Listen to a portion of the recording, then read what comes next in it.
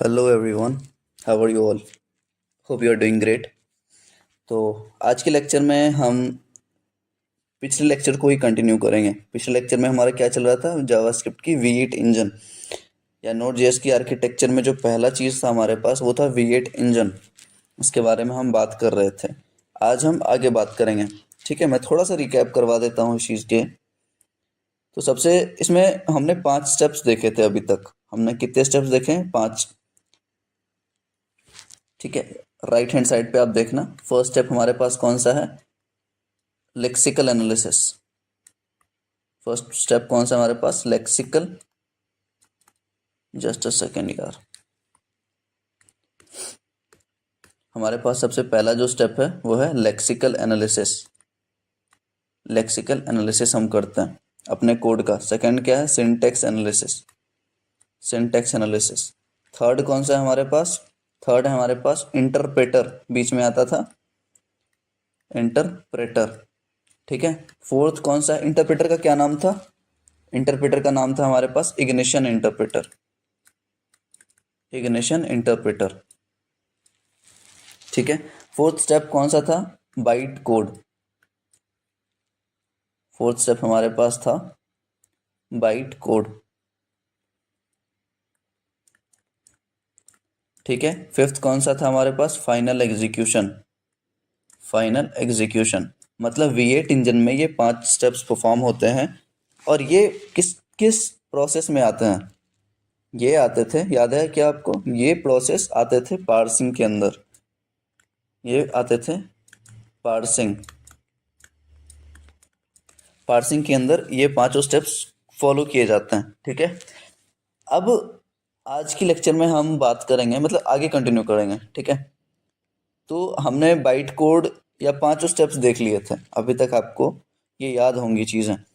ये पांचों स्टेप्स देख लिए थे। मैंने क्या बोला था पिछले लेक्चर में कि बाइट कोड और फाइनल एग्जीक्यूशन के बीच में ऑप्टिमाइजेशन का खेल है। ये 5 स्टेप्स तो है ही, लेकिन ये जो 5 स्टेप्स हैं ये काफ़ी कॉम्प्लेक्स हो जाते हैं। पांचों स्टेप्स काफ़ी कॉम्प्लेक्स हैं। तो इंटरप्रेटर क्या बोलेगा ना, भाई मैं अकेले नहीं काम कर सकता। इंटरप्रेटर बोलेगा मुझे एक कंपाइलर की ज़रूरत है।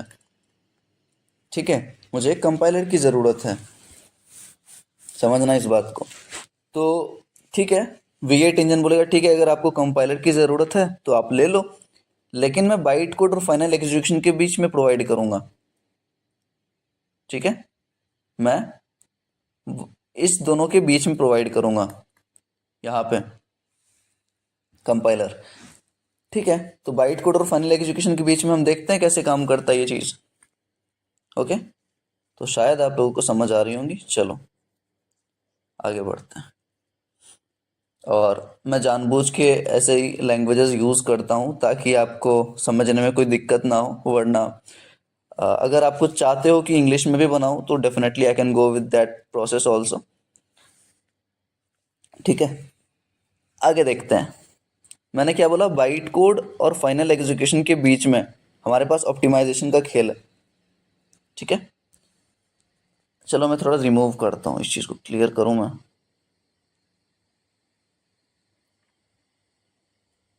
हाँ, अब देखो ऑप्टिमाइजेशन इन दोनों के बीच में आएगा। ठीक है, ऑप्टिमाइजेशन तो क्या बोलेगा? मेरे पास सबसे पहले कंपाइलर आया, इसके बीच में एक छोटा सा आर्किटेक्चर आप बनाओ, डायग्राम बनाओ। इसमें सबसे पहले हमारे पास आएगा कंपाइलर।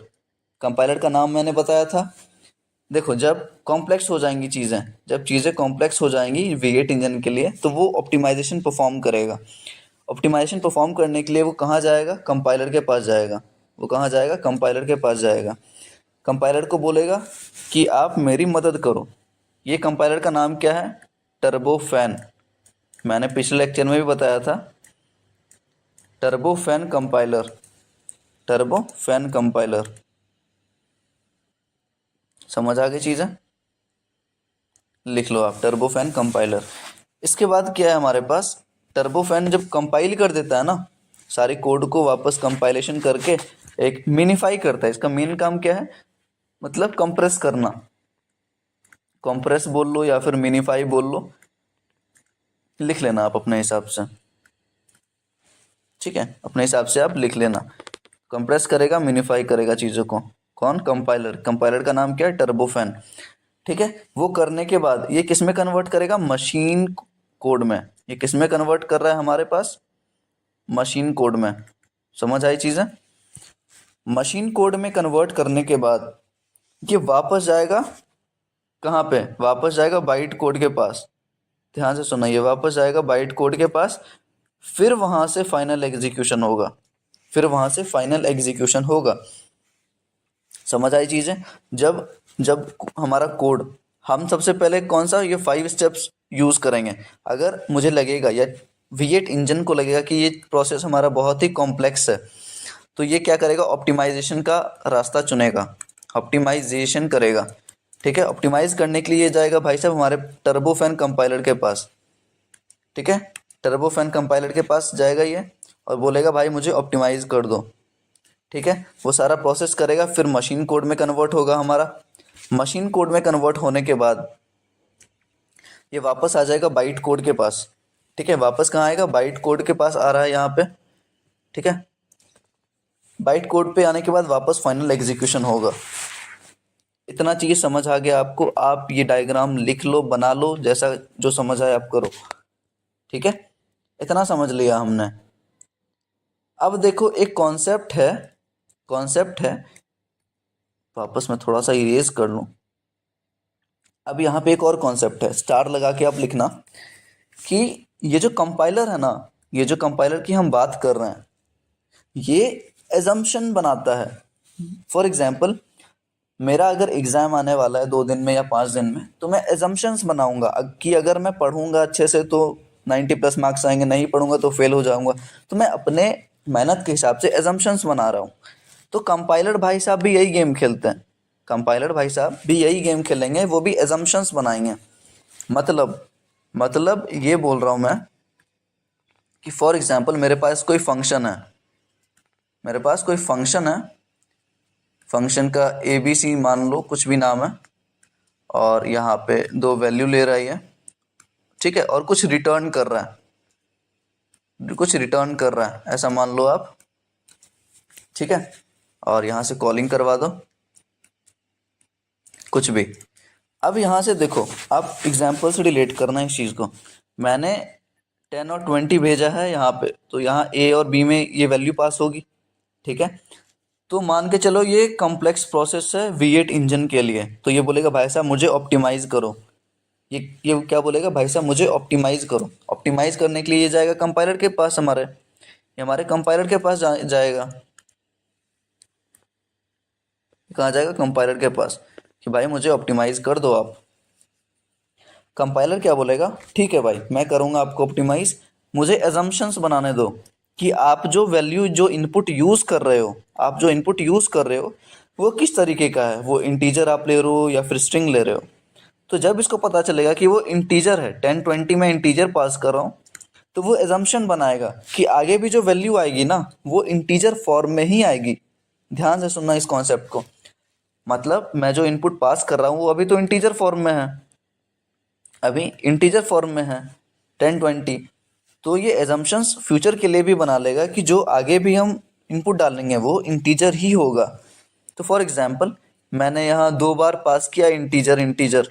ठीक है, अलग अलग फंक्शन कंसिडर करना। और तीसरे बार में मैंने स्ट्रिंग पास कर दिया। ध्यान से सुनना, यहाँ पे मैं तीसरे टर्म में 10 20 ना पास करके एक स्ट्रिंग पास कर दूंगा। समझ आई? तो 10 20 अब स्ट्रिंग बन गया। वही स्ट्रिंग, इस चीज़ को अब समझ नहीं आएगी। वो बोलेगा यार मेरा एजम्पशन तो गलत हो गया। कंपाइलर क्या बोलेगा? मेरा एजम्पशन गलत हो गया। तो वो क्या करेगा? वो डी ऑप्टिमाइज करेगा। अब डी ऑप्टिमाइज करने का ये मतलब है कि बाइट कोड को डायरेक्ट बोलेगा भाई मेरे बस की बात नहीं है, मैं डी ऑप्टिमाइज कर रहा हूँ, जो भी आप फंक्शन दिए हो मैं डी ऑप्टिमाइज करूँगा। क्योंकि मेरे जो एजम्पशंस थे, मेरे कुछ रूल्स थे जिसके हिसाब से मैं चलता था, वो रूल्स ही हट गए। मैंने सोचा था इंटीजर आएगा मेरे पास, लेकिन आपने स्ट्रिंग दे दिया। तो वापस डी ऑप्टिमाइज करेगा, बाइट कोड को बोलेगा भाई साहब मेरे बस की बात नहीं है, आप वापस लो, आप एग्जीक्यूट करो। समझ आया ये ऑप्टिमाइजेशन और डी ऑप्टिमाइजेशन का कॉन्सेप्ट? आ गया समझ? चलो आगे बढ़ते हैं, चलो। तो यहाँ तक हमने देख लिया। मैंने क्या बोला, ये एजम्पशंस बनाएगा हमारे जो टर्बोफैन कंपाइलर है। यहाँ पे एजम्पशंस बना लिया। एजम्पशन बनाने के बाद अगर इसके मन मुताबिक इनपुट नहीं मिला इसको, तो वो डी ऑप्टिमाइज कर देगा।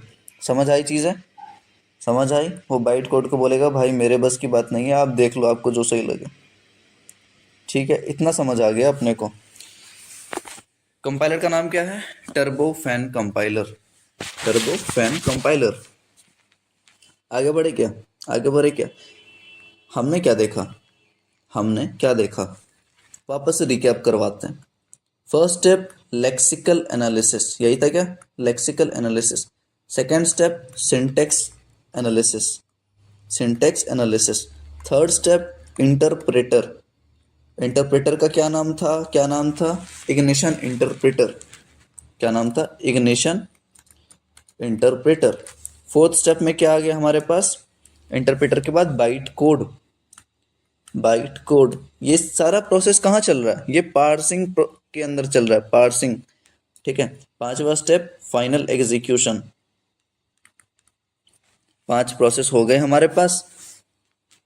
अब जब चीज़ें कॉम्प्लेक्स हो जाती है V8 इंजन के लिए, कोड रन करना मुश्किल होता है, तो वो बोलेगा ठीक है भाई मुझे ऑप्टिमाइजेशन करना है। किसके बीच में करना है? बाइट कोड और ऑप्टिमाइजेशन। देख लेना अपने हिसाब से। ठीक है, ऑप्टिमाइजेशन किसके बीच होगी? बाइट कोड और फाइनल एग्जीक्यूशन के बीच में। कैसे करेगा? वो एक कंपाइलर यूज करेगा जिसका नाम क्या है? टर्बोफैन। टर्बोफैन कंपाइलर यूज करेगा और ये चीज़ मशीन कोड में कन्वर्ट होगी। मशीन कोड में कन्वर्ट होगी, वापस किसके पास जाएगी? बाइट बाइट कोड के पास। फिर फाइनल एग्जीक्यूशन परफॉर्म होगा। इतना अच्छे से समझ आ गया होगा आप लोगों को। ठीक है, ये चीज़ समझने के बाद, ये चीज़ समझने के बाद कुछ बचा ही नहीं है यार। मेरा तो खत्म हो गया प्रोसेस। मेरा तो V8 का काम ही खत्म हो गया पूरा। रुको एक मिनट, मेरा V8 का काम ही खत्म हो गया भाई। सारा प्रोसेस तो मैंने समझा ही दिया। एक चीज बची है। एक चीज क्या बची है मैं बताता हूँ। एक चीज बची है भाई, गार्बेज कलेक्टर का काम। V8 इंजन जो मैंने दिखाया था, देखो यहाँ पे इस डायग्राम में देखो, दिख रहा है? हमने सारा कुछ बात कर लिया, लेकिन ये जो गार्बेज कलेक्टर भाई साहब थे बैठे, वो बोले भाई मुझे भी तो यूज करो। आप सारा कुछ तो बता दिए। ठीक है, आ जाओ नीचे। तो हम बात करेंगे अभी गार्बेज कलेक्टर की। सारा काम होने के बाद, सारा काम होने के बाद गार्बेज कलेक्टर भाई साहब बोलेंगे कि भाई मुझे यूज करो। ठीक है, जैसे डस्टबिन पे लिखा रहता है ना, यूज मी, यूज मी। लेकिन मेन चीज़ ये है, इनको बताना नहीं पड़ेगा कि आप यूज़ करो खुद को या फिर आप गार्बेज कलेक्ट करो, नहीं। सारा जो प्रोसेस ख़त्म हो जाएगा ना, ये सारा प्रोसेस जब ख़त्म हो जाएगा, पांचों स्टेप हमारे पास, तो गार्बेज भाई साहब बोलेंगे ठीक है अब मेरा काम स्टार्ट होता है। ये क्या करेगा? सारा कॉल स्टैक को खाली करेगा। मतलब ये ट्रैक करते रहता है, ध्यान से सुनो, ये सारे प्रोसेस को ट्रैक करेगा। गार्बेज कलेक्टर सारे चीज़ों को ट्रैक करेगा। ये देखिएगा कॉल स्टैक एम्प्टी हुआ या नहीं, कॉल स्टैक एम्प्टी है या नहीं।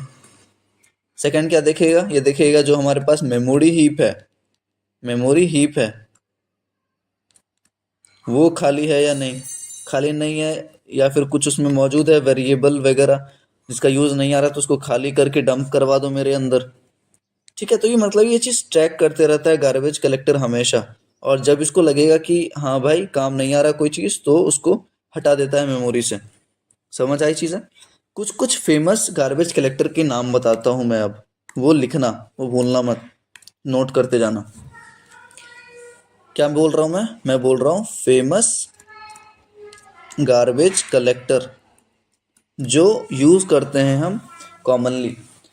ठीक है, फर्स्ट नेम मैं बताता हूँ, उसका नाम है, फर्स्ट जो है वो है ओरिनोको। ठीक है, ध्यान से सुनना, ओरिनोको, ये फर्स्ट गार्बेज कलेक्टर का नाम है हमारे पास। ठीक है, दूसरा है oil fan. Oil pan, fan नहीं है, पैन है ये, ऑयल पैन। सेकंड देख लिया हमने। थर्ड है scavenger. Scavenger.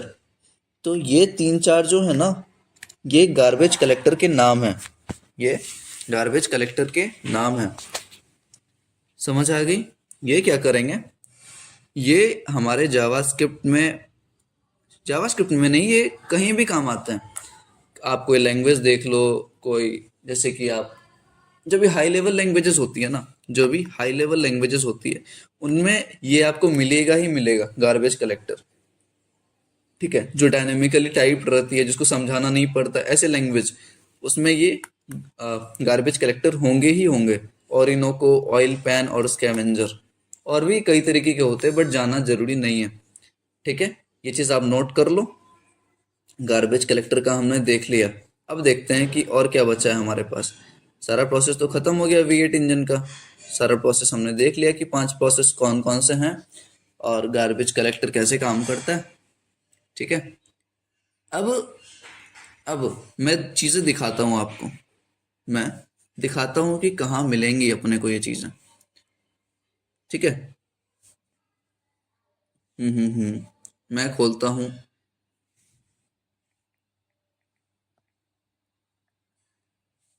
GitHub V8 engine. मैं क्या देखने की कोशिश कर रहा हूँ, V8 इंजन जो है हमारे जावास्क्रिप्ट का, उसके बारे में। देखो, इसका साइन मैंने ऑलरेडी इंक्लूड कर रखा है, यहाँ पे आपको दिख रहा है। और यहाँ पे मैं जाऊंगा इसके SRC में। ये V8 इंजन की बात कर रहा हूँ मैं। ठीक है, ध्यान से सुनना। V8 इंजन का ये गिटहब रेपोजिटरी है। मैं यहाँ पे जाऊंगा SRC में। SRC खोला मैंने, और यहाँ पे आपको एक चीज मिलेगा।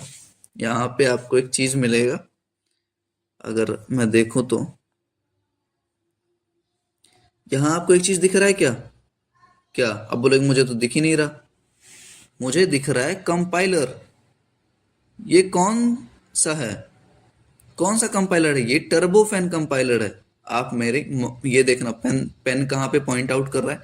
ये कंपाइलर जो आप देख रहे हो ना, कंपाइलर जो आप लेफ्ट हैंड साइड पे दिख रहा है आपको, ये कंपाइलर कौन सा है? Turbofan compiler. समझ आई चीजें? समझ आई चीजें? अब देखो नीचे आओ, कहीं आपको दिख रहा है डी ऑप्टिमाइजर? डी ऑप्टिमाइजर दिख रहा है? अब आप रिलेट करो, डी ऑप्टिमाइजर का हम कहाँ पे देखे थे? डी ऑप्टिमाइजर हम कहाँ पे देखे थे? ये प्रोसेस था हमारे डी ऑप्टिमाइजेशन का। ये प्रोसेस था। कब डी ऑप्टिमाइज होता था? जब एजम्पशंस नहीं बनते थे। जब कंपाइलर, टर्बोफैन कंपाइलर, ये कंपाइलर हम गिटहब पे देख रहे हैं। ठीक है, जब एजम्पशंस नहीं बने तो वो डी ऑप्टिमाइज कर देगा सारी चीजों को। समझ आई? समझ आ गई? तो डी ऑप्टिमाइजर यहाँ है हमारे पास। कहीं ना कहीं आपको ऑप्टिमाइजर भी मिलेगा। देखो, इंटरप्रेटर यहाँ पे मिला हमारे पास। इंटरप्रेटर कौन सा था? Ignition interpreter. क्या था? इग्निशन। कहीं आप नाम अगर वगैरह देखो तो आपको मिल जाएगा। कहीं आप नाम वगैरह देखो तो मिल जाएगा इग्निशन नाम से। ठीक है, चलो हटाओ, देख लेना आप अपने हिसाब से। इंटरप्रेटर मिल गया हमारे पास। और मैं जान के ये चीजें दिखा रहा हूँ क्योंकि ऐसे ही हम थोड़ी आर्किटेक्चर देख रहे हैं, हमें सब कुछ जानना जरूरी है। हम आर्किटेक्चर देखें, फिर कहाँ कहाँ मिल सकता है, क्या क्या है हमारे पास, सारा कुछ देखेंगे। ठीक है, आप सर्च कर लेना, इसमें और भी काफी सारी चीजें हैं। ऑप्टिमाइजर, डी ऑप्टिमाइजर, जो भी हमने डिस्कस किया है सब कुछ मिल जाएंगी आपको। ठीक है, फाइनल एग्जीक्यूशन। देखो, एग्जीक्यूशन वाला है, हम लास्ट स्टेप फाइनल एग्जीक्यूशन का ही बात किए हैं। यहाँ पे भी आपको ये चीज मिल जाएगा एग्जीक्यूशन का। ठीक है, और बस काफी है ये चीजें। ठीक है, तो हम नेक्स्ट लेक्चर में बात करते हैं आगे। आगे हमारे पास क्या है? आगे हम बात करेंगे करेंगे libuv।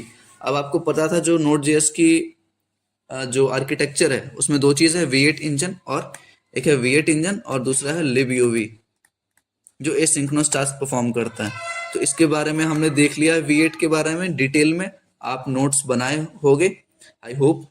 और नेक्स्ट लेक्चर में हम libuv के बारे में बात करेंगे, और आज खत्म ही कर दूंगा मैं। चलो ठीक है, चलो नेक्स्ट लेक्चर में बात करते हैं।